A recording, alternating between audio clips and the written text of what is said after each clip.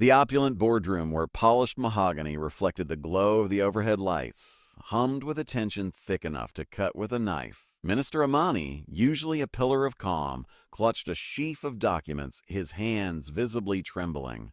The air, usually crisp and cool, seemed to carry the faint, forgotten scent of ambition, now turning stale. Outside the city of Kemet's evening lights twinkled, a deceptive promise of boundless prosperity. Inside, the nation's destiny hung by a thread. Mr. President, Amani's voice, usually so steady, cracked with a desperate plea. This is our lifeline, $70 billion, railways crisscrossing our deserts, connecting us to vital trade routes, hospitals equipped with the finest technology rivaling anything in Europa. Universities that will attract the brightest minds from across the continent. The delegations from the Dominion of Xylos had departed hours ago, leaving behind sleek datapads filled with breathtaking blueprints, gleaming orbital hubs, superhighways carving through the red Martian dust, mining facilities promising wealth beyond Kemet's wildest dreams. Defense Minister Rakan leaned forward, his voice urgent.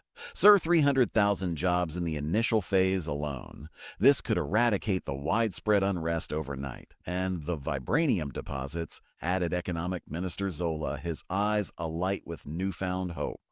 Xylosian surveys indicate $300 billion in reserves. We retain 40% ownership. Just wait until you hear what was subtly woven into those contracts. President Akil, his gaze sweeping across his cabinet's expectant faces, saw the desperate hope of a struggling nation reflected in their eyes. 80% of Kemet's population eked out a meager existence from the barren plains. Children perished from curable ailments. Schools were crumbling, devoid of even the most basic supplies. Sir, Health Minister Nia spoke softly, her voice heavy with a quiet sorrow. Our neonatal ward has 2 life support units for 3 million children. This agreement could save countless lives. The figures were astronomical, more wealth than their nation had witnessed since the Great Exodus. Yet a cold not formed in Akil's stomach as he observed his minister's eager expressions. "Have you meticulously reviewed every single data file?" he asked abruptly. Confused glances were exchanged around the table. Of course, they had scrutinized them. Thousands of pages of complex algorithms, technical specifications, financial projections, including the supplementary protocols, the resource allocation clauses. This seemingly innocuous question would lay bare the stark truth. Amani nervously scrolled through the datapad. There are standard repayment schedules, collateral agreements in case of non-compliance. What collateral? Akil pressed. Access to key transit lanes, some mining concessions, land leases, but only if we completely default. Standard practice across the sector. Asil activated his own encrypted datapad.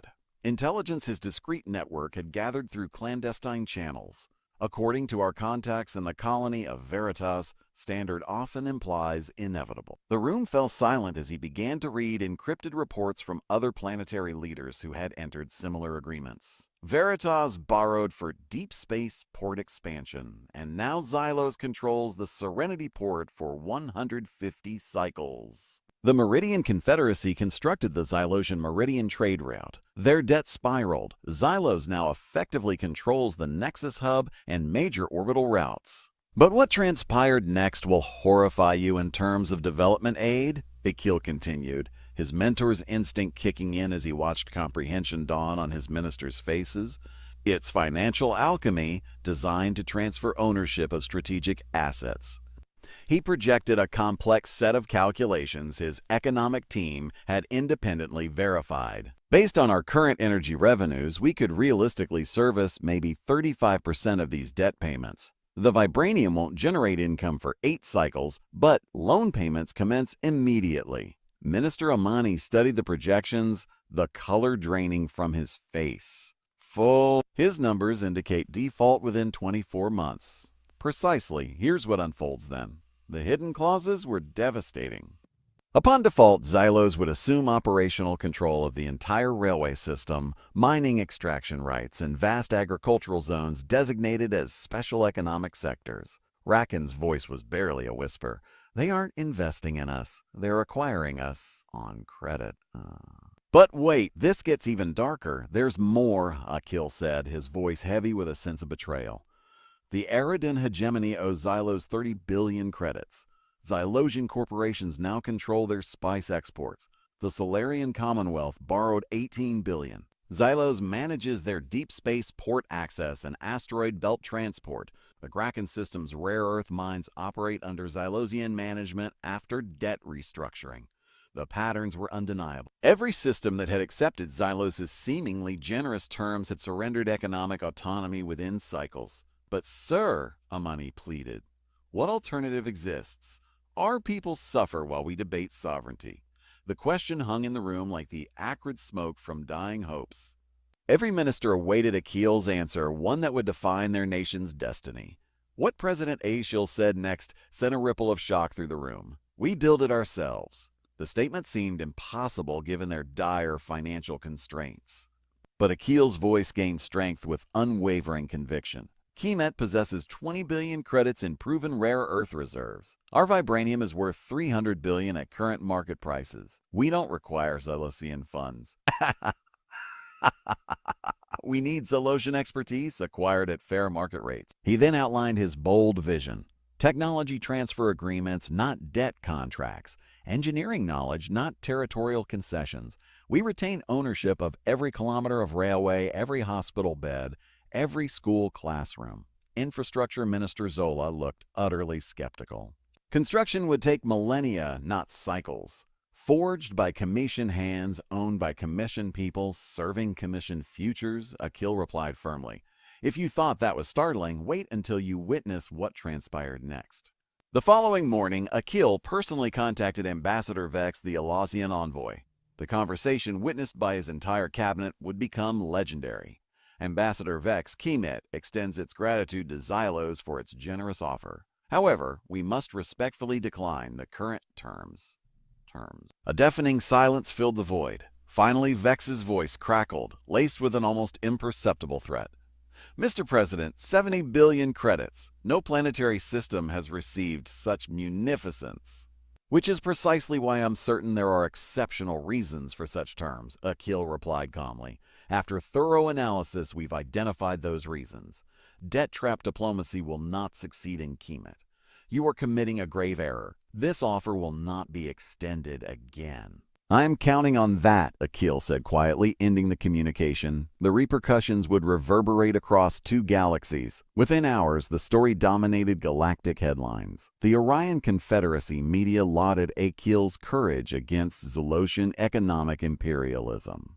Xylosian state media condemned Kemet's ingratitude, claiming it would perpetuate their poverty. But the most significant reactions emanated from other planetary presidents, who contacted Kemet within days, detailing similar Xylosian proposals they were now re-evaluating. 6 cycles later, the Galactic Union had established new guidelines for intersystem investment evaluation. An early warning system was created to identify debt trap schemes. Most importantly, a pan-galactic development bank initiative provided alternative infrastructure financing. The transformation within Kemet was astonishing. Akil's rejection ignited national conversations about self-reliance. Young engineers, instead of seeking opportunities abroad, postponed their emigration plans, seeing a chance to build their own homeland. Local mining collectives formed, employing sustainable extraction methods. Agricultural communes invested in advanced hydroponics using domestic savings. Technical universities forged knowledge transfer programs without territorial concessions. Progress was undeniably slower than Xylosian timelines promised, but every single component belonged entirely to Kemet's people. 1 cycle later, addressing the Galactic Union, Akil declared, when Xylos offered 70 billion credits, they weren't offering development. They were offering dependency with slightly better infrastructure. Applause surged through the assembly as he continued. True development cannot be borrowed or gifted. It can only be built by the people who will live with its consequences. The most profound response arrived in a handwritten message from a university student. Mr. Zaire, President, my family was furious when you rejected Xylosian funds. We desperately needed hospitals and roads, but now I comprehend. You didn't reject development, you chose dignity. Reading those words, surrounded by architectural schematics, designed by Commission engineers and funded by Commission resources, Akil reflected on the choice that had defined his presidency. When his finance minister had begged him to sign that agreement, everyone else had seen salvation. But Akil had seen a profound test of whether Kemet was truly prepared for the harder path of genuine independence. His answer echoed across a galaxy. They were ready, and that choice was worth more than